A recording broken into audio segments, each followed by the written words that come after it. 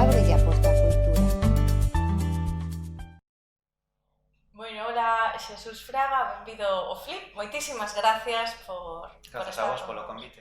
Sempre, eso é un placer. Estamos hoxe, aínda que ti tes unha trayectoria literaria moi ampla, hoxe pues, nos gustaría centrarnos un pouquiño no Premio Gran Amor, non? Como te comentaba antes, pois é unha novela que a min me gusta por moitísimas razóns, pero non podemos desvelalas todas. Entón, o principio, para a xente que igual pois non te ten na cabeza, que me parece difícil, pero bueno, que non está feita a ler a Xesús Fraga, gustaríame que sí que ti nos contases un pouquiño quen é Xesús Fraga na vertente literaria, porque tes novela para adultas, tes novela para rapazada, tes traduccións, tes aí unha traducción que a mí me gusta moitísimo, que igual despois nos dá tempo a falar dela ou non, pero sobre todo, quen é Xesús Fraga como escritor e por que escribe Xesús Fraga? Pois eu creo que son escritor porque primeiro fui un lector, sigo sendo lector. De cativo lía moitísimo, creo que foi unha continuación natural, unha prolongación do feito de ser lector a querer escribir e non conformarte con estar sempre do lado, non? do lector, sino tratar de contar ti tamén as túas propias historias. Todo isto que soa así como un plan xenial para dominar o mundo, pois lóxicamente non ten ese tipo de estructura, senón que as cousas vanse decantando dunha forma moito máis intuitiva e moitas veces dando moitos rodeos. É certo que de pequeno escribía contos e cousiñas, pero eran máis ben cuestións relacionadas pois, co divertimento, non? Da literatura. Lembro que esos 12, 13 anos tive unha época moi tolkieniana e saquei eu mesmo a partir das ilustracións que viñan nos libros que tiña un alfabeto rúnico para escribir tamén as miñas mensaxes nese mundo codificado. Iso é moito nivel, é unha linguaxe propia. Bueno, habería que recuperar aqueles textos e ver que era o que escribía, porque non lembro para nada. Logo, bueno, pois un xa, digamos que coa madurez, por empregar esa palabra, pois xa atopa modelos, atopa referentes que o guían ou que quere emular. Trata xa de elixir que tipo de contos ou historias queres, que estilo tamén, non? Que queres facer deles a túa literatura. Pero moitas veces o feito de ser un autor publicado é casi como algo que chega despois, non?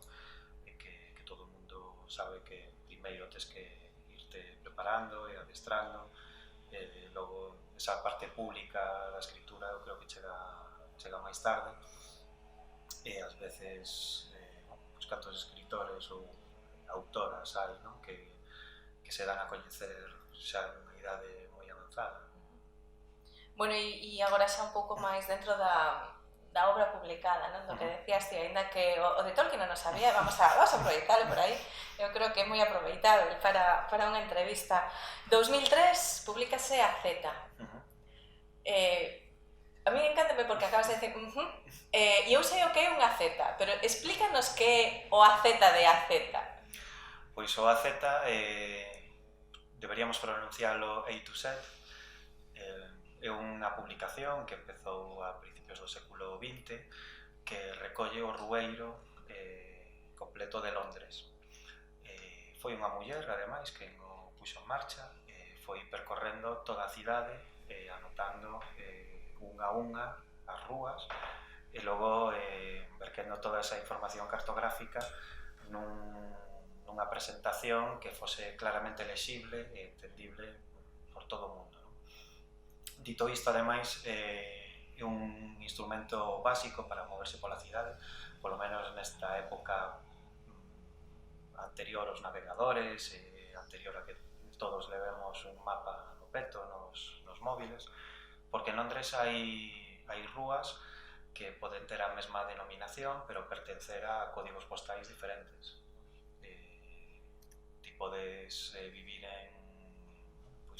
nun código postal do norte, nunha rúa que tamén existe pois ao mellor no sur, no leste ou tamén no oeste.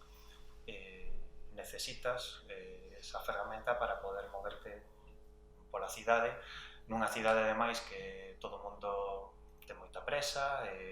Londres é unha cidade comercial, unha cidade que se fundou polos romanos precisamente para facer comercio na beira do Támese. A xente que se dedica aos negocios e ao comercio sabe que o tempo é ouro e que non podes perdelo. Precisamente o AZ permitíache ou permite esa mobilidade urbana dun xeito moi eficaz e ao mesmo tempo non deixa de ser un símbolo, non? Os mapas son como a concreción nun espazo de dúas dimensións dunha realidade moito máis complexa, claro, é un resumo, pero ese resumo eríxese, en certo modo, nun símbolo da cidade. E a min parecíame unha forma, non, moi interesante de captar e de meter nun libro o que é unha cidade tan complexa e tan grande como é Londres e da que os galegos pois forman parte tamén. Formamos moito, sí. Non? Parte de Londres. E ademais o que distino ao A to Z 2003, vamos 16 anos despois, hai varias teorías, non? Que incluso desde os propios habitantes de Londres pois falan da orixe do A to Z, do útil que é e o bonito que sería que Londres fose realmente como o mapa do metro, que é o que está organizado e o que entendemos, e nos parece que todo ten sentido. E no mapa do metro as querencias, as aventuras son lineais, pero nunha cidade son tridimensionais. Como se adapta Virtudes e Misterios a eses 16 anos nos que pasas de unha guía para camiñar unha rúa que está feita a partires dun mapa a unha épica da boa, porque a min esta muller deixame alucinando, non? Esta supermuller que chega ali e supoño que todo ten que ser unha marcianada desde o seu punto de vista. Sí, a miña avoa emigra a Londres nos primeiros anos da década dos 60. Xa era unha muller adulta, tiña 3 fillas, e a maior delas era a miña nai, debía de ter uns 12 anos, 13 anos, non? Quero dicir, non é un tránsito fácil, primeiro polo idioma, e segundo tamén polo contexto social e político, porque España vivía baixo unha dictadura, e ademais miña avoa proviña dun mundo máis ben rural, pois na casa na que vivía en Betanzos non había corrente de auga, había que ir coa sella a fonte a buscala, non? E había que ir a recoller penica para facer o lume. Quero dicir, simplemente un pequeno exemplo para deixar claras cales eran as diferencias entre un país e outro, non? Miña avoa viuse obrigada a emigrar porque o seu home, que tampouco era un neno, sino que era unha persoa que tamén adulta e unha madurez que deberíamos esperar del un certo comportamento lóxico que non demostrou, porque emigrou a Venezuela pensando que ali as rúas estaban pavimentadas en ouro, non? E que bastaba con botar ali un tempo e facer uns investimentos e uns negocios para regresar convertido nesa imaxe que captou tamén Castelao, non? O regreso do indiano, ese home co traxe colonial, o puro, non? A viva estampa do triunfo. Que en Betanzos ademais a tedes, non? Que aí claro, no Parque do Pasatempo estaba, todos os investimentos. Dos García Naveira, que marcharan de nenos analfabetos e pobres, e regresaron convertidos en homes de mundo, cultos e, sobre todo, moi adineirados, non? Pero no caso do meu avó foi justamente o contrario. El nin mandaba cartos, nin quería volver, decía que fixera investimentos e mentres non recuperase eses cartos o regreso era completamente viable, e miña avoa tratou por todos os medios de recompoñer a unidade familiar, ofreceuse a emigrar ela tamén a Venezuela, unha opción que o meu avó tampouco contemplaba, e ao final estaba tan desesperada que emigrou a Londres, non? E desa circunstancia, pois realmente o que son eu e o que é miña nai e o que son as miñas curmás e en certo sentido o que son tamén os meus fillos depende desas decisións ou omisións que se tomaron hai 50, 60, 70 anos, non? Eu nacín en Londres porque meus pais emigraron porque antes fora miña nai de solteira. Miña nai foi de solteira porque a súa nai tamén marchara, e ela marchou porque o home, digamos que a emigración converteuse nun abandono.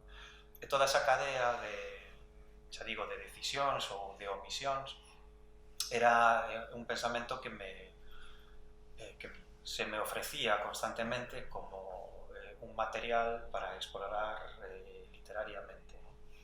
E ese foi o tránsito, non? De escribir un libro no que había unha certa componente autobiográfica, pero digamos que o peso da ficción era importante, que era o AZ, a pasar a un libro máis nas coordenadas do léxico familiar de Natalia Ginzburg ou a novela familiar de John Lanchester ou El olvido que seremos de Héctor Abad, ou por citar casos galegos como a triloxía de infancia de Ramiro Fonte ou As voces baixas de Manuel Rivas, non? Digamos que buscar dende un rexistro literario, pero acoutando a invención ao feito de lembrar, porque a memoria non deixa de ser tamén unha manipulación fantástica ou imaginativa que nos facemos das nosas vivencias, e buscar non esa explicación, porque realmente eu o que quería era tratar de entender, sendo consciente de que non iba a dar cunha explicación abstracta que puidese elevar a categoría de verdade, non? Tampouco o meu ánimo era xulgar, porque non creo que fose o meu papel, pero sí polo menos tratar de entender as cousas que pasaron e por qué, e como nos condicionaron deste xeito tan duradeiro que casi parece unha bomba destas que se activa, destas bombas que están dormindo baixo o chan ata que chega alguén e a pisa e estoupa, creo que iso foi un pouco o que pasou na nosa historia familiar.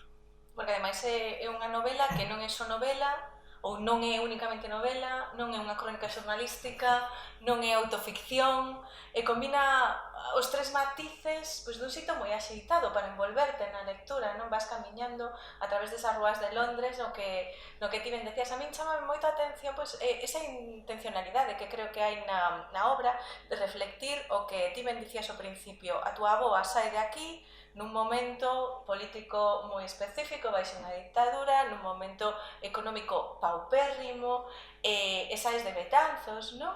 E chegas ao Londres dos Beatles. O sea, eu creo que ese cambio en calquera persoa, ainda que soubese o que se iba a enfrontar, ten que ser bastante dramático. Entón ti, como investigador da tua propia novela, que claro, eras o Suso pequeniño, imagino, non? Que vías a avoa cando ela che falaba dos seus principios, ou cando se preguntaba na casa, ou cando se facían as comidas na casa, que visión tiñas dese Londres? Ou incluso, que se falaba na túa casa? Falábase galego? Falábase unha mestura de galego e inglés? Falábase galego, pero íbase ao supermarket nese momento? Como se vive desde esa visión de virtudes túa propia cando naces en Londres, froito dunha cadea de emigración non contida?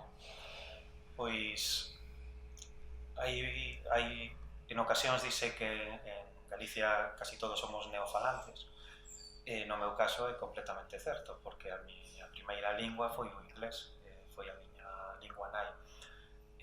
Miña nai aínda hoxe case xa non é como antes, pero durante moito tempo falou en inglés comigo, non? De feito, moita xente pensaba que ela era inglesa cando era de Betanzos. Ela había no idioma idioma e na emigración unha ferramenta de superación persoal, non só económica, non? Para a miña avoa a prioridade era converterse na proveedora da familia e suplir as carencias, as eivas materiais nas que vivían os seus, non?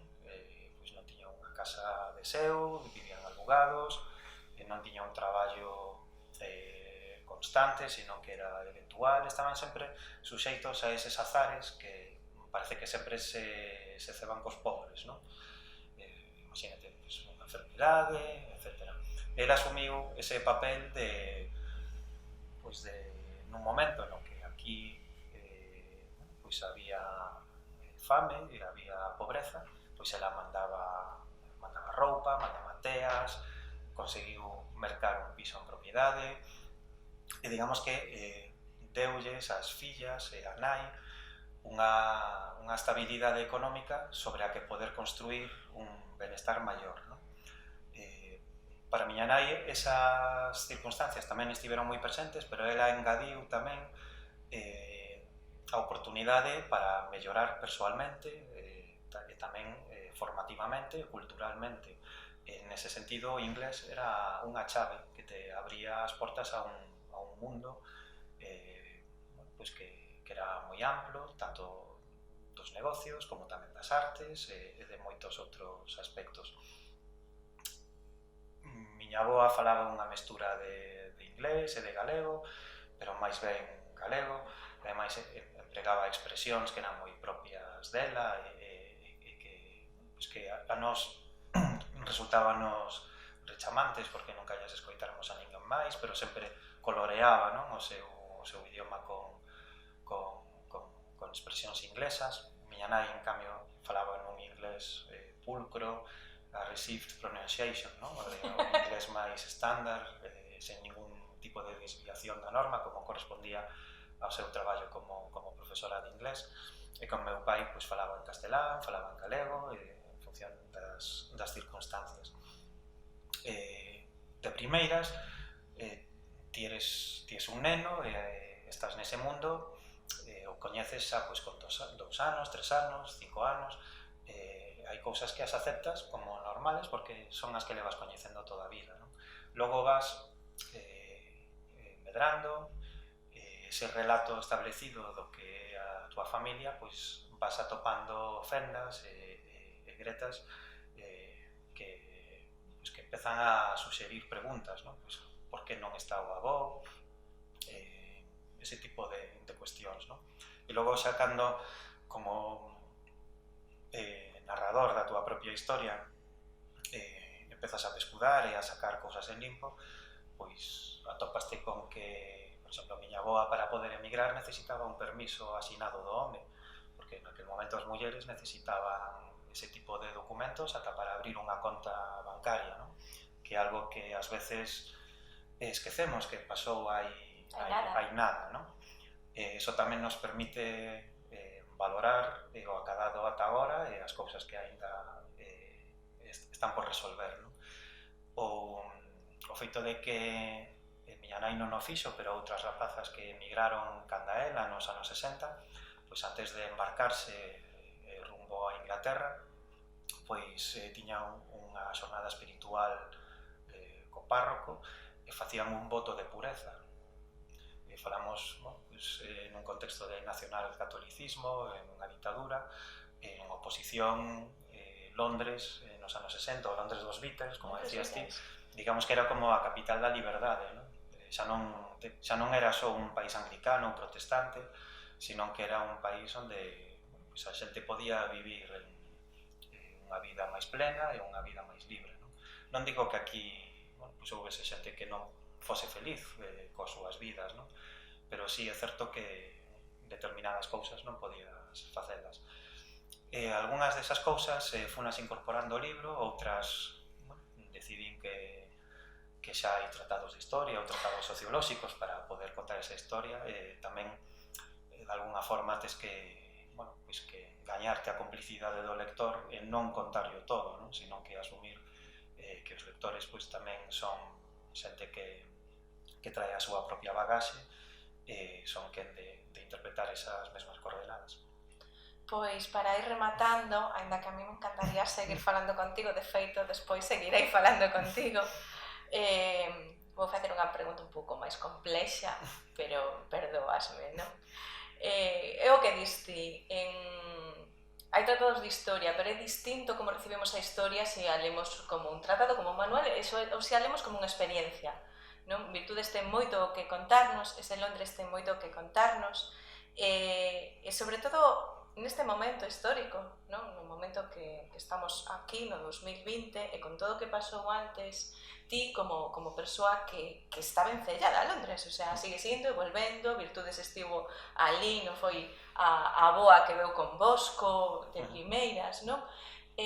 Como ves esa visión un pouco mítica que temos ás veces desde Galicia de Londres, non? Do Londres da música, do Londres das oportunidades, do Londres no que podemos chegar ás veces de xeito un pouco crecido, con noso nivel moi básico do instituto e queremos que nos vamos a comer o mundo, e como é ese Londres real? O primeiro que habería que decir é que Londres son mundos infinitos dentro dun mesmo mundo, dentro dunhas coordenadas espaciais. Hai moitísimos mundos dentro dese, non? O mundo dos galegos é un, por exemplo, non? Pero o mundo dos jamaicanos é outro, o mundo dos africanos, e logo xa si entramos en capas temporais, ímonos ao Londres victoriano, etc. É unha cidade que sempre estivo baseada no intercambio, no comercio, eso significa apertura, apertura a través do río, principalmente a través do mar. No contexto actual no que o Reino Unido marcha da Unión Europea, digamos que Londres é como unha cidade-estado dentro do país que ten as súas propias ideas ao respecto, non? E de feito, Londres votou masivamente a favor da permanencia no Reino Unido. Hai unha rúa no leste, no que antes era o leste da cidade, agora casi centro, non? En o que os hugonotes franceses que escapaban da persecución no século XVIII instalaron ali unha pequena comunidade coa súa igrexa. Uns anos despois chegaron xudeus que fuxían dos progromos e que se instalaron nese mesmo lugar. Esa igrexa que antes fora dos hugonotes converteuse nunha sinagoga. E a partir dos anos da descolonización, perdón, é unha palabra difícil de pronunciar e sobre todo de executar, pois chegou xente de Bangladesh, da India, de Pakistán, o que fora primeiro unha igrexa e logo unha sinagoga, agora é unha mesquita. Nesa superposición de capas dache un pouco a idea de como poden convivir porta con porta mundos que poden parecer mesmo impermeables, non? É moi bonito poder navegar por todos eses mundos e ir descubrindo cousas. É un tópico, non? O que dicía o Dr. Johnson, non? De que nunca pode estar aburrido en Londres porque eso significaría que estarías aburrido da vida. Londres ten todo o que un pode querer ou necesitar da vida. É un tópico, pero non deixa de ser certo. Eu creo que a xente chega por distintas motivacións laborais, turísticas, fuxindo de algo, e sempre vai haber algo que os reconforte ou que os impacte, que che ofreza puntos de vista distintos na túa vida, non? A miña avoa deulle a posibilidade de reinventarse e poder favorecer o benestar da súa familia. A miña nai permitiulle carreirar as súas aspiracións culturais e satisfacer de algún xeito a súa vocación pola docencia. A min deume a paisaxe da miña primeira infancia e logo tamén referentes, lugares, situacións e persoas que foron e que siguen sendo importantes na miña vida, non? creo que o máis importante é ir sempre con esa mentalidade aberta e deixarte levar polo que buscas e moitas veces polo inesperado, e sobre todo ser consciente de que hai unha calidade de Londres que permite que ese multiverso flúa, que de algún xeito tamén é indiferente, non? É como un receptor que permite que todas esas historias se instalen aí, pero ti o mellor vas coa túa historia, que é tan importante para ti, realmente ali é como unha pinga máis dentro dese mundo. Todas son importantes e todas suman, pero tamén és consciente en certo sentido da futilidade da túa existencia, porque tampouco é que sexa algo excepcional dentro dunha cidade na que casi todo é excepcional. O que fai que sexa excepcional a norma, pois claro, de algún xeito iguala todo iso que acontece. Pero a min, se algún día puidese decidir onde quero quedar, eses soños, non, que tes así un pouco improbables ou irrealizables, sobre todo polos prezos inmobiliarios, pois si sería poder volver ali. Estou convencido de que todos os días serían unha aventura diferente.